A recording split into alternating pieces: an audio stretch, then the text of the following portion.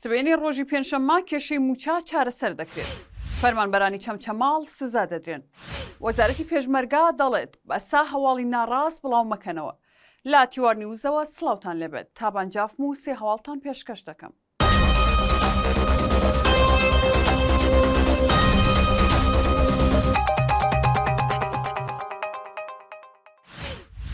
سبەی پێنجشەممە مەسرور بارزانی سەرۆکی حکوومەتی هەرێمی کوردستان و قوبات تاڵەبانی جێگری سەرۆکی حکوومەت و شاندێکی حکوومەتی هەرێمی کوردستان سەردانی بەغداد دەکەن. لەم بارەیەوە پێشەوە هەورامانی گوتەبێژی حکوومەتی هەرێمی کوردستان ڕایگەیان. هەرێمی کوردستان مەبەستیەتی لەگەڵ حکوومەتی فیدراڵ بگاتە ئەنجام و خەڵکی هەرێمی کوردستان وەک هەموو ناوچەکانی دیکەی عێراق شایستە داراییەکانیان و لا نێویشیاندا موچەکانیان پێ بدرێت. هەروەها پێشەوە هەورامانی ئاماژەی بۆش کردووە.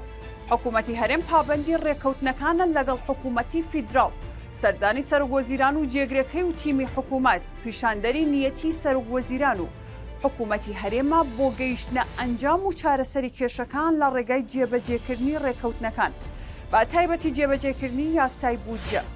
ئەمڕۆ چوارشەممە 11 ئەیلول نووسراوێک بڵاو کرایەوە کە ئاماژە بە سزادانی فەرمانبەران دەکات.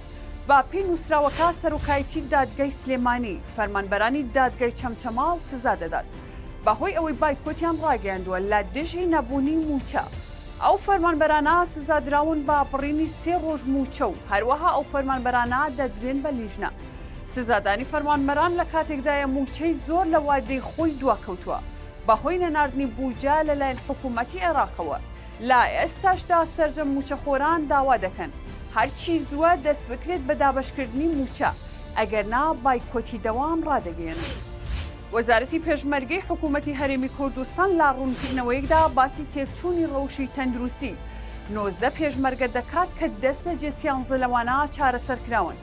هەروەها ڕەخنەیتون لە کەناڵی ڕوودا و دەگرن کە ئەوان بەردەوام هەواڵی ناڕاست و نابەرپرسانە بڵاو دەکەنەوە. بنکەی مەشقی پیادەی دوهۆک لە ڕوونکردنەوەیەکدا ڕایدەگەێنن. تەنها 19 پێشمەرگە باری تەندروستیان تێکچووە و ڕەوانەی نەخۆشخانە کراون. دەست بە جێسیانزە پێشمەرگە چارەسەری خێرایان وەرگرتووە و لا نەخۆشخانە دەرچوون. تەنیا 6 پێشمەرگە لە نەخۆشخانە ماون کە دۆخی تەندروستیان زۆر باشە. بنکەکە دەڵێت ئەما لە کاتێکدایە کە تۆڕی میدیای ڕوودا و چەندان جار هەواڵی نادروست و نابەرپرسانە بە بێگەڕانەوە بۆ سەرچاوی فەرمی وەزارەتی پێشمەرگە بڵاو دەکاتەوە. ئێمە لێرەوە بۆ ڕایگەشتی ڕایدەگەێنین کە هەر هەواڵ و زانیارێک لە ڕاگەاندنی وەزارەتی پێشمەرگەوە دەرنەچێت دوورە لە ڕاستیەوە و فەرمی نییە. ئاگاداری تۆڕی میدیای ڕووداویش دەکەینەوە کە بەرپرسانە و پیشەیانە مامەڵە لەگەڵ زانیارەکاندا بکەن ڕاچاوی پاراستنی ئاسایشی سەربازی لە هەرێمی کوردستاندا بکەن. بە یارمەتی هاوکارانم سێ هەواڵم پێشکەشکردن شاد بن.